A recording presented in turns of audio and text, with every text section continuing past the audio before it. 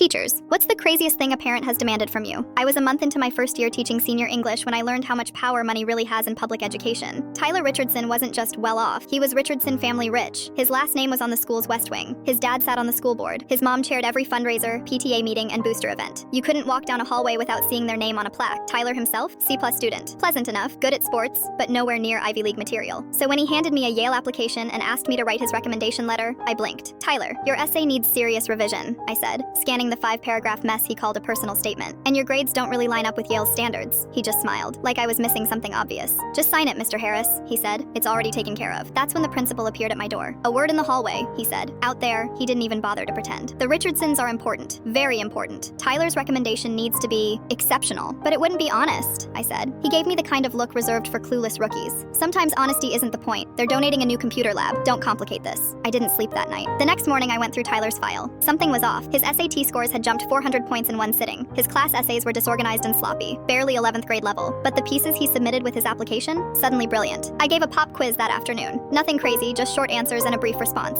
Tyler panicked. His answers were freshman level, the kind of writing that gets flagged in remedial English. Yet somehow his college essays were perfect. I asked him to stay after class. Your recent essays are really impressive, I said. What changed? He shrugged. Just trying harder, I guess. You wrote them yourself? Every word. His eyes flicked to the door. Look, everyone gets help with college stuff. Help or replacement. His smile vanished. You know my dad pays your salary, right? Just sign the recommendation. The next day, I got called to the principal's office again. Mr. Richardson was there. Sharp suit, fake smile. We're concerned about your scrutiny of Tyler's work. I'm just doing my job. Richardson leaned in. Your job is what we say it is. This school runs on donations, not teacher opinions. Are you admitting Tyler didn't write his work? I'm telling you it doesn't matter. Tyler's going to Yale. You're going to help, or you're going to find a new school. Clear? I thought about my mortgage, my pregnant wife, the job market. Then I thought about the 20 other students in my class, kids who were working their asses off to earn a shot. I said I'd think about it. That evening I dug deeper. I opened Tyler's Google Docs submission history. Every single essay, created by an account named Academic Success, then shared with Tyler the day before the due date. No edits, no revision, just copy, paste, submit. I saved screenshots, gathered samples of Tyler's in-class writing, then sent everything, anonymously, to Yale's admissions office. I attached documentation, screenshots, classroom samples, everything. 3 days later, Tyler stormed into my classroom at lunch holding up his phone. What did you do? He yelled. Yale wants me to come in for a writing assessment interview. They've never done that before. I kept my face neutral. Maybe they were really impressed. He went red. My dad's going to destroy you. He wasn't wrong. The next morning, I was called in again. Both Richardsons were there this time. You contacted Yale, Mr. Richardson said. Not a question. I did nothing improper, I replied. I just ensured they had accurate information. You're fired, principal said. Effective immediately. Mrs. Richardson smirked. You'll never teach in this district again. I nodded. Expected. Then I stood. Before I go, you should know. I've sent the same evidence to the state education board, and to the local newspaper, and to the other 15 colleges Tyler applied to. Mr. Richardson's face drained of color. You can fire me, I said, but you can't erase the fact that your son's application is fraudulent. Then I walked out. They bought a wing, but they couldn't buy me.